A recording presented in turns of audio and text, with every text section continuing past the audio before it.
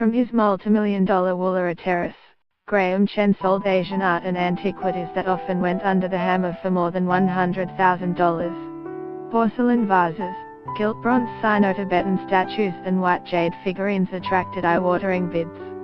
China is shutting a third of its ivory factories and retail stores as it moves towards a formal ban on ivory sales by the end of the year. 3 UCLA basketball players accused of shoplifting in China apologized before coach Steve Alford announced they were being suspended indefinitely. Zimbabwe's President Robert Mugabe defied expectations he would resign, pledging to preside over a ZANU-PF Congress next month even though the ruling party had removed him as its leader hours earlier. With the help of Australia's Fred Hollows Foundation and the Cambodian government, Chan is able to see clearly for the first time in 3 years. Zimbabwe's President Robert Mugabe is poised to resign according to sources familiar with negotiations to oust him.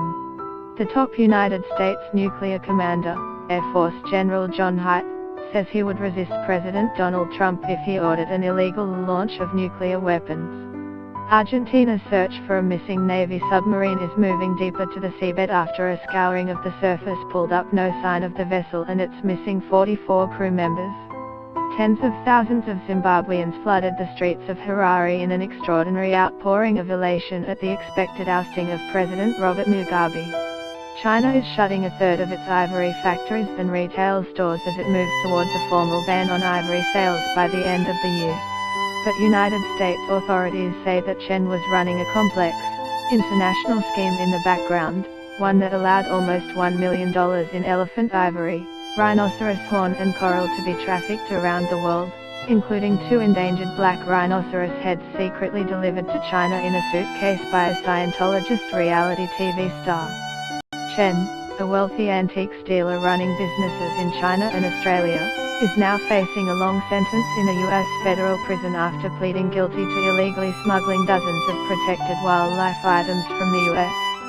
His case is part of an underground trade in wildlife items that is thriving in Australia and, according to the International Fund for Animal Welfare, driven by a growing middle class in China and other Asian countries, where ivory and rhino products are sought after for their purported medicinal benefits and as symbols of status or investment vehicles. In some countries, rhino horns are worth more than gold while, in Australia, 2409 ivory items were up for sale in major auction houses over 9 months last year, and a 4 investigation found. Any commercial value you put on these products sends a green light to poachers that are very active in Africa that there is a market. IFAW's Oceania